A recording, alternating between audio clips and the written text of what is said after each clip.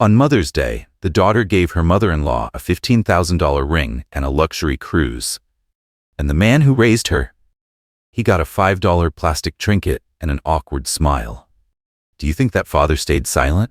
Or did he choose just once more to ask to be seen as part of the family? Join us as we uncover the emotional story and the hard truths behind this Mother's Day gift. Harold lives alone in an old brick house in the northern suburbs. It's the house he built with his own hands.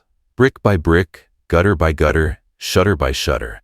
It used to echo with the laughter of a little blonde girl racing through the living room. There used to be dinner at 6, a good night at 9, a father who never went to bed until the hallway light switched on. But now it's just him, and that hallway light hasn't turned on in years. His wife left when Avery was just 7. No warning, no letters. One morning, Avery woke up and asked, "Where's Mom?" And Harold lied, his voice strangely calm. "She's away on a work trip, sweetheart." A week later, he told her the truth. Her mother wasn't coming back. Harold never remarried. Not because he didn't have the chance, but because he knew that if he built a new family, Avery would always feel like she'd been replaced. So he chose to be alone. He drove her to school every morning, packed her lunch every day, worked weekends. He gave up watching baseball. Skipped his own birthday because it landed on the same day as Avery's first ballet recital. He used to think, if I try hard enough, Avery will never feel like something's missing. Now Avery is 32. She has an MBA, a husband, a whole other life. She married Philip, the only son of a family that owns a chain of private hospitals. It was a grand wedding, with French champagne and live violins. Harold sat in the front row, but didn't give a speech. The bride wanted everything simple and not overly emotional. She lives in a Westwood mansion with her mother-in-law, Estelle, a former art history professor who carries herself like she stepped out of a museum. Estelle knows which silk scarf fits which season, can name every kind of cheese, and has a way of making anyone in front of her feel out of place. Avery admires her, and Harold can see it, plain as day. The times Avery visits Harold can be counted on one hand. And every visit is rushed. Always the same reasons. I have to get ready for the party. Philip's waiting. Estelle asked me to help with something. One time, she stopped by just to grab an old box, said exactly 3 sentences, and left. Harold never blamed her. Not once. He lives by routine. Up at 6, waters the plants at 7, reads the paper at noon, watches the weather report in the afternoon. Every Monday he goes to the post office. Twice a month he gets his health checked. He retired early 3 years ago, used to be an industrial maintenance technician, a job that required absolute precision and near constant silence. So when he got a call from Avery inviting him to dinner for Mother's Day, he thought he misheard. She kept it brief. "We're having a small dinner at home. Estelle, a few friends, I want you to come." He answered immediately, "All right." Why was he so surprised? Because Avery had never invited him to events like that. The gatherings at her home were always filled with Philip's friends or Estelle's relatives. He had never really been part of that space. So Harold prepared carefully. He pulled out his dark gray suit, the only one that still fit. He chose a navy blue tie, rough fabric, stiff but clean. Then he opened the small drawer, the one where he kept things from his ex-wife, and took out an old silver bracelet, slightly tarnished. It was Avery's mother's favorite. She used to wear it on every holiday. He cleaned it, placed it in a red velvet box, and planned to give it to Avery.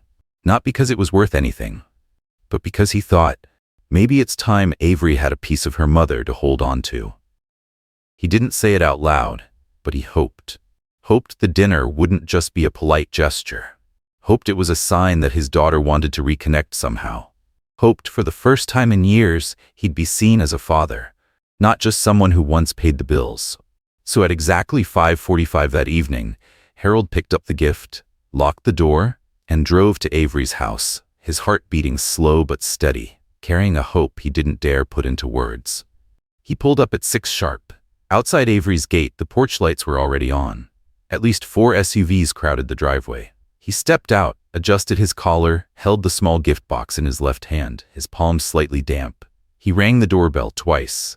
No one answered. The house was brightly lit. Voices and the clinking of glasses floated in from the back. He rang again.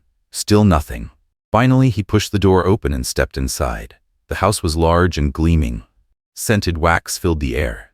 In the kitchen, people bustled. Most of them hired staff. He spotted Avery from a distance, but she didn't look his way. A silver-haired woman in a long brown silk dress approached him. Not someone Harold knew. She gave a polite smile. "You must be Harold. Right this way, please."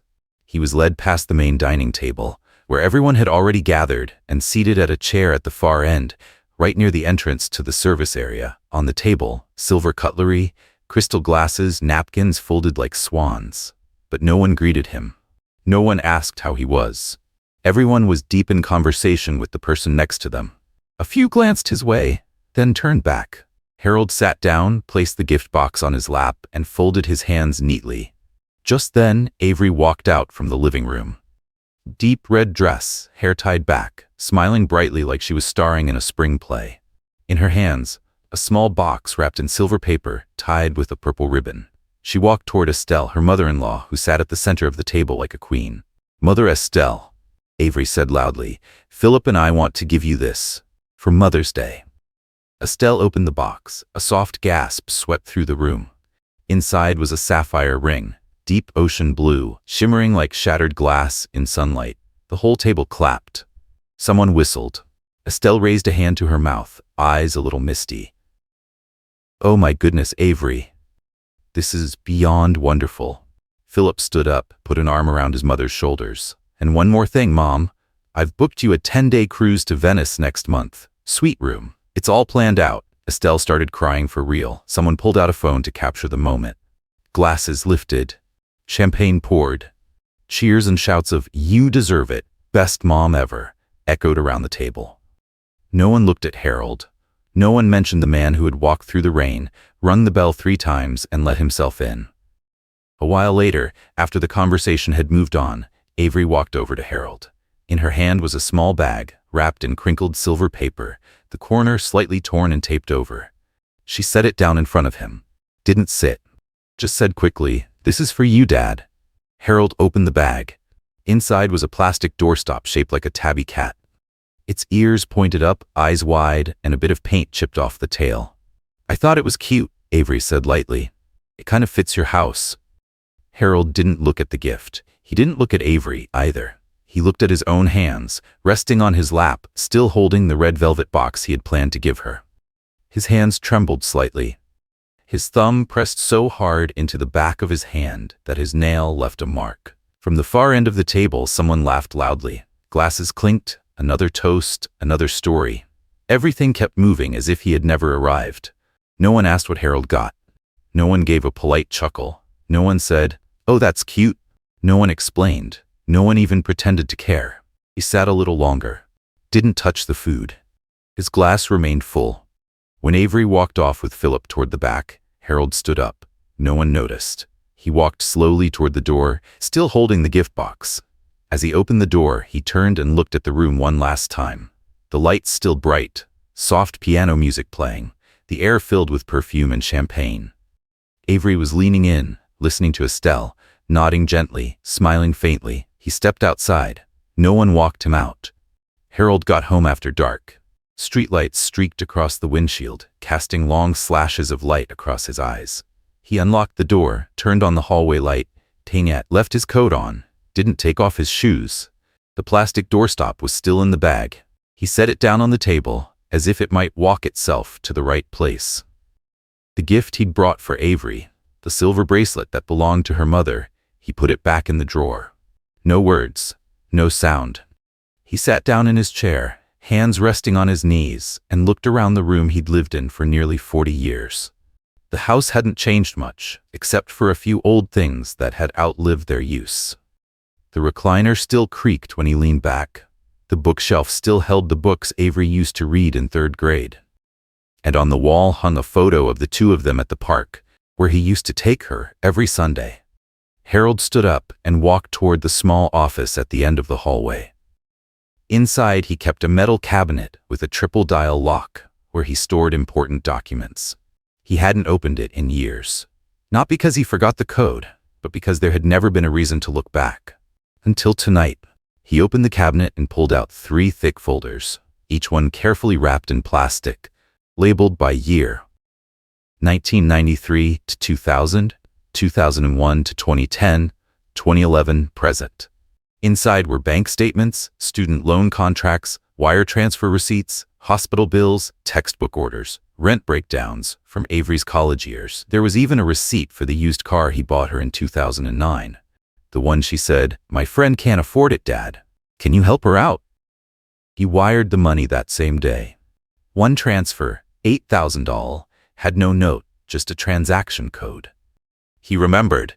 That was when Avery said she was short on the deposit for her first apartment. "The lease is urgent. I don't have time to gather the money." She promised to pay him back in 3 months. She never did. There was also the time she asked for $2,500 for a close friend, then later said she handed it over directly and didn't keep a receipt. Another time her car got hit, insurance was delayed, repairs were urgent. Harold wired the money within 24 hours. He never followed up, never asked, never reminded her. He flipped through each page, month by month, year by year. Every transaction carefully logged, dated. Some lines had handwritten notes. Piano lessons, $650. Summer camp deposit, $1,000 to $100. Visa sponsorship fee, $4,500. He pulled out a pocket calculator and started adding. His eyes weren't as sharp anymore, but his mind hadn't forgotten how to do math. As each number added up, he whispered them under his breath. The final total, over $457,000. A number as clear as the sound of that door closing behind him at the dinner party. It wasn't an investment. It wasn't a transaction. There was no expectation of return. It was love, quiet love, no conditions, no contracts. And in 30 years, Avery had never asked him one simple question. "Do you have enough, Dad?" Not once. It wasn't that she meant to forget. She had just never considered that her father might need anything at all. He was always there, always fine, always quietly helping. So she never had to worry.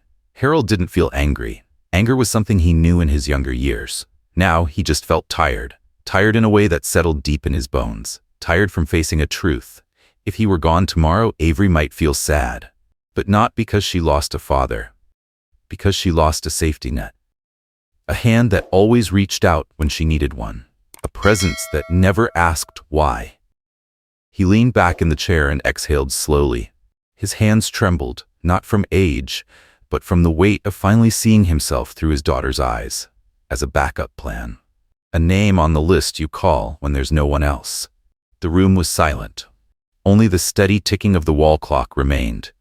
Harold stood up and pulled out another stack of papers from the drawer. His old will, handwritten, signed 8 years ago.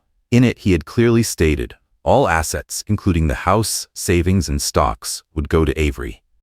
He took a red pen and crossed out one line. For the first time. Not out of spite. Not out of anger. Just because he no longer felt certain he wanted to leave behind everything he had lived through, endured, and quietly built, to someone who had never really understood what any of it was worth. A week passed since that dinner. Harold didn't check his messages, didn't return calls, didn't reach out. He watered the plants on schedule, took his morning walks, crossed off items in his monthly expense list like nothing had changed. But the plastic cat-shaped doorstop still sat on the table. Not thrown out, not put away. Just there, a quiet reminder, saying nothing, but refusing to disappear. Saturday afternoon. The sunlight had just slipped down behind the backyard fence when the doorbell rang. Once, then twice. Harold opened the door. Avery stood on the porch. Her eyes were slightly dark under, hair tied up but not as neat as usual. White blouse, gray jeans, shoes with a stain, no makeup. "You haven't replied to my texts," she said as soon as the door opened. No small talk. Harold stepped aside, motioned her in, said nothing. Avery walked into the house. She stood in the middle of the living room, glanced quickly at the dining table, the doorstop, and the wooden box nearby with its lid shut. Harold pointed to the chair across from him. "Sit down." She sat, didn't meet his eyes. He stepped into his office, returned with a folder, neatly clipped gray leather cover. He set it on the table, pushed it toward her. "What is this?" she asked, hesitating. "Open it," he said. She flipped it open. The first page, a preschool tuition receipt. The next, a field trip payment from elementary school. Then came the loan paperwork for private middle school, bank transfers for college tuition, every rent subsidy, the car, the repairs. Each page clearly marked with the amount, date, and reason. Avery flipped through in silence. By page 10, she stopped. She shut the folder and placed it hard on the table. "Why did you keep all this?" Her voice rose slightly. "I never asked you to." Harold didn't answer right away. He looked at her, steadily. His eyes held no sadness, no blame, just clarity. "I didn't keep them to collect anything," he said. "I kept them to remember. There was a time when I was the center of your world." The room went still, like it had stopped breathing. Avery looked at him for a few seconds, then turned her face away. Her hands clenched, her shoulders trembled. Tears fell, but she didn't wipe them. She let them run down her cheeks, her neck, as if she knew they belonged there. "All this because of a plastic doorstop?" she said, voice tight. "You're upset over that?" "It was just symbolic. I didn't think it mattered that much." Harold leaned back in his chair, fingers interlocked. He shook his head, slowly. "It's not about the gift," he said. Avery stayed quiet. "It's about the way you looked at your mother-in-law when you gave her that ring, and the way you looked at me when you handed me that thing." The words sliced clean through the room. No yelling, no guilt-tripping, but sharp, undeniable. Avery swallowed hard. Her lips pressed tight. Her fingers tapped lightly on the armrest, an unconscious rhythm.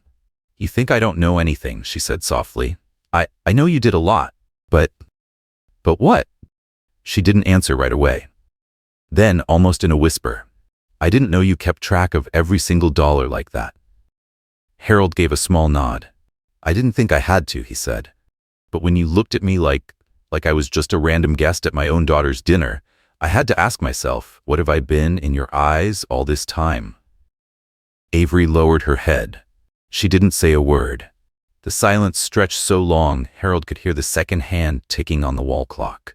He stood up, walked to the bookshelf, pulled out a small picture frame. He came back and placed the photo gently on the table. Avery looked down. It was a photo of her, about 10 years old, grinning wide as she fed him a spoonful of ice cream. They were sitting on a stone bench at the park. She wore a red striped t-shirt, her hair in 2 braids. Harold in the photo had a scrunched-up smile, mouth full of ice cream. "I just remember, you used to look at me like that," he said. His voice didn't crack, but it was heavy enough to make the entire room feel like it weighed 100 pounds. After that day, Harold didn't call, and neither did Avery. The days that followed were quiet, like dust settling on a wooden table no one bothered to wipe, no one dared to touch. He woke up on time, ate breakfast alone, read the news, watered the plants. Everything moved in rhythm, as if nothing unexpected had ever happened. Except for one thing. He unplugged the landline. His cell phone sat silent in a drawer, on airplane mode. No buzzes, no pings, no calls. Philip tried to reach out, several times. Harold saw the name show up in the call log when he checked, but he never called back. The calls came in regularly, like a reminder that someone, somewhere, was trying to understand. But Harold didn't care who understood. He just wanted peace. He started cleaning the house, not the kind of cleaning you do before a move, but the kind you do to live lighter. Old books went into cardboard boxes, decorations from the shelves he donated to the local library. Clothes he no longer wore, he folded neatly and brought to the nearby church. Everything he kept had a reason. If it didn't, it went. The house felt clearer, but emptier. Almost 3 weeks later, there was a knock at the door. Not the bell, just a hand, slow, steady. 3 knocks. Harold opened the door. Avery stood there, no makeup. Eyes more sunken than before. Hair pulled back in a low tie. A plain sweater, simple pants, no lipstick, no bracelet, no gift bag in her hands. "I'm sorry for showing up unannounced," she said, her voice low. "If you don't want me here anymore, I understand." Harold stepped aside. He didn't nod. He didn't turn her away. He just opened the door. She walked in, closing it softly behind her. They didn't talk much.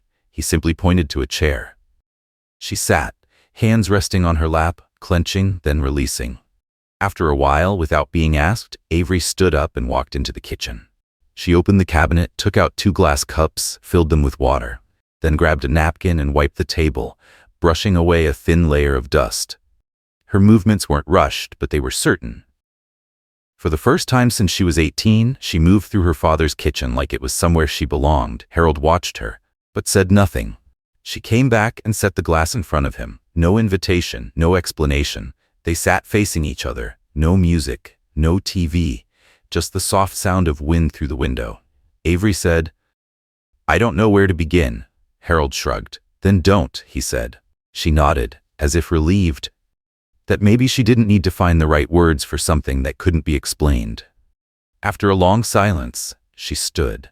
From her coat pocket, she took out a small box, about the length of a hand. No wrapping, no ribbon, just a clear glass case with a dull silver hinge. She placed it on the table and slid it gently toward him. "I think you should have this," she said. Harold opened the lid.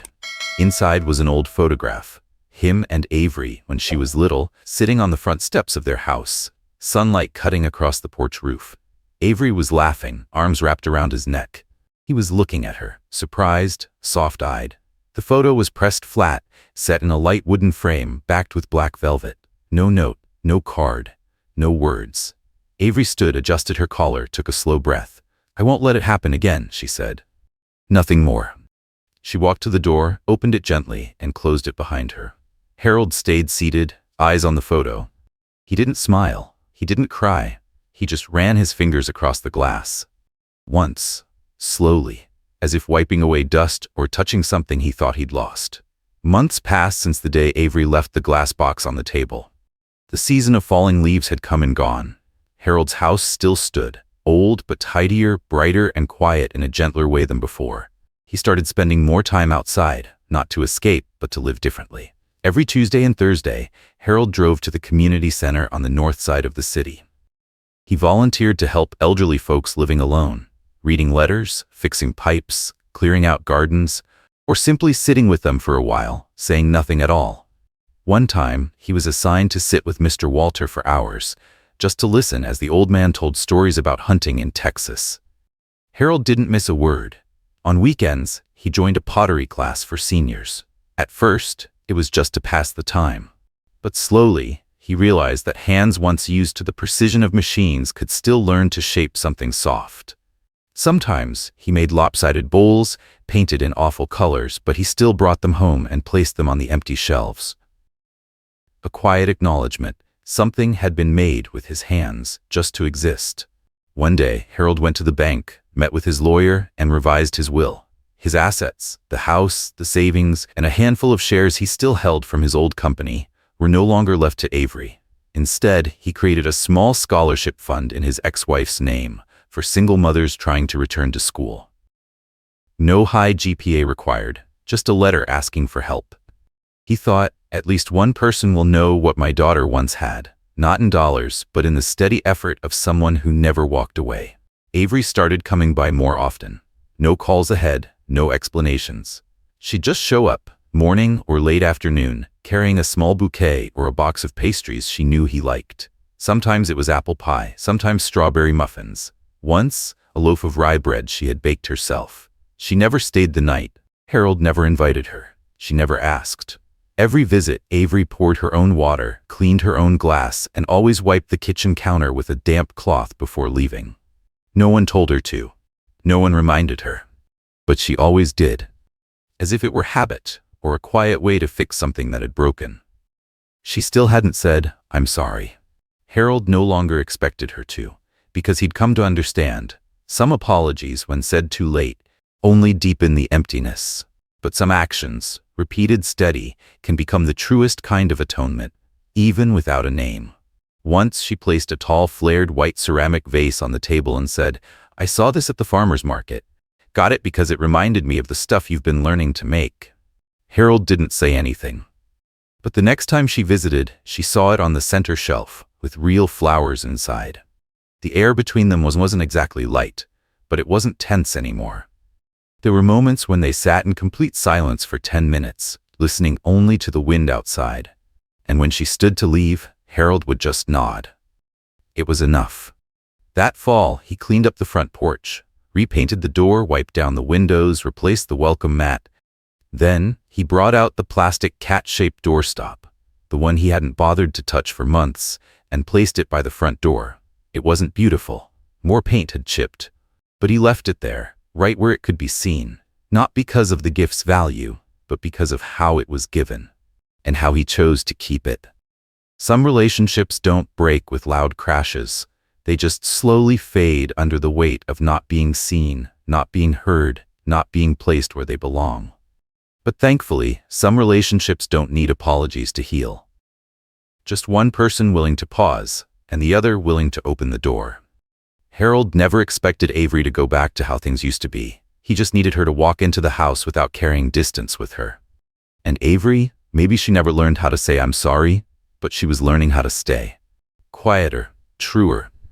Love, when given out of duty alone, can feel heavy. But when it's re-understood, re-chosen, even the smallest gift can soften a very large silence. What about you? Have you ever received a gift that made you think more about its meaning than its price? Have you ever waited for an apology that never came? Drop your story in the comments. We'd love to hear from you. Thanks for staying with us till the end of this story. And don't forget to hit subscribe to support the channel.